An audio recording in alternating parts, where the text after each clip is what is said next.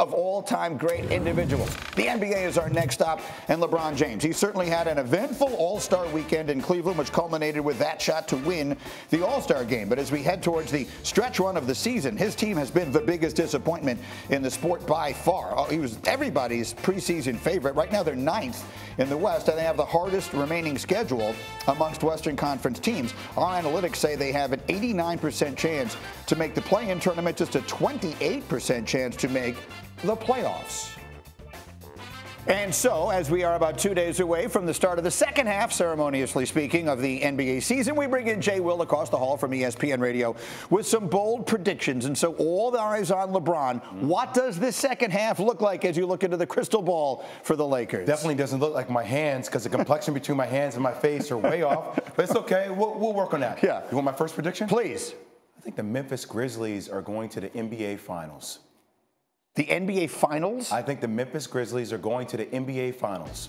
Go ahead and say it. I think the Memphis Grizzlies, let me say it again for you, are going to the NBA Finals. CP3 being out this year, 6 to 8 weeks with the hand injury. I know that the Golden State Warriors are absolutely stacked. But I'm telling you, Ja Morant, this team is 18-10 versus teams that are 500 or better. Yeah. I think the Memphis Grizzlies are going to be there when it counts down the stretch. Mark it down. I'm saying it right now. Well, look, underline the word bold there, and that is an excellent prediction. And for those who haven't been paying attention, Memphis is a terrific team, but Phoenix has been so good. The injury is there. And Golden State, it has felt, I think in the eyes of many, like a two-horse race in the West between those two, but you've got a dark horse on the outside. I love it. Give me one more. How about the MVP? I think Luka Doncic is a dark horse for the MVP. I know Joel Embiid, I know Nikola Jokic, I know Giannis is in that conversation, a lot of greats.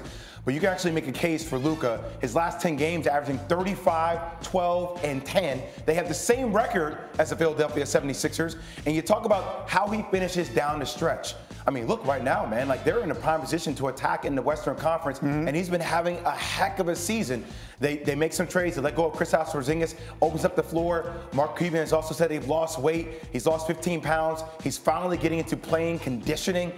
He is a guy that you have to pay attention down the stretch. Yeah, it sounds like he listened to some of the criticism in a good way. He's got them 5th in the West. Quickly, how about the Lakers? What does their future look like the second half? I think the Lakers will win the play-in game, but I see them having an early exit in this whole thing. And I just, look, I love LeBron James. I think he's one of the greatest players to ever live, to ever be on the planet, 1A, 1B, whatever you want to argue with him and Michael Jordan. But I think not having AD with that injury, having Russell Westbrook that we're going to try to see buy into a different role for this team. I think they get through the play-in tournament, but I think they have an early exit once again in the playoffs. You get out of the play-in, and you're looking at either Phoenix or Golden State most likely in the first round of the playoffs. All right, Jay Will every day on ESPN Radio, coast to coast. I'm wearing a suit for you today. You could not. Thanks for watching ESPN on YouTube. For live streaming sports and premium content, subscribe to ESPN Plus right now.